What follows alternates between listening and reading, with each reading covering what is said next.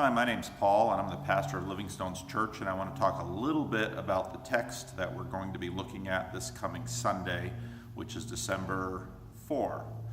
John the Baptist comes and says, "Repent, for the kingdom of heaven is near." Now, I want to talk about this idea about heaven and the kingdom of heaven and it coming near, and I want to do that by taking a look at Genesis 1 and how the story of the Bible is set up. In Genesis 1, you'll notice that there's the earth, there's the firmament, and the assumption that everybody listening to the story would say is that on top of the firmament there are the heavens, or heaven, and this is in fact the place where God lives. God is enthroned in the heavens. He reigns over his creation.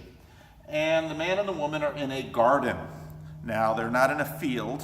They're not out in the plains. They're in a garden. And everybody listening to this story would understand that what we have here is a temple where the deity lives, and his garden, which is his property and his possession, and he puts the man and the woman to cultivate the garden and tend the garden and do as he pleases with the garden. Now, people in the ancient Near East might think of a king such as Nebuchadnezzar with his hanging gardens, and the king, of course, would not be doing the work in the garden himself. The king would have gardeners do the work in the garden for him and keep the garden as he would like it. And as you know, in the story of Adam and Eve in the garden, what they do is they rebel against the God of heaven, and they decide they want to take the garden in a new direction. Now, can you imagine what would happen to the gardener of King Nebuchadnezzar if he came up to Nebuchadnezzar one day and said, "Look, I want to take the garden in a different direction. I don't like what you're doing with it. I'm going to do in the garden as I please." Nebuchadnezzar wouldn't have listened much to this man. He probably would have killed him. But the shocking thing happens here, where there is in fact a divorce between heaven and earth.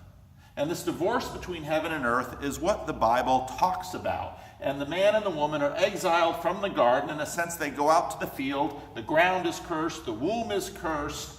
And the story of the Bible, in many ways, answers the question, how can heaven and earth be reconciled?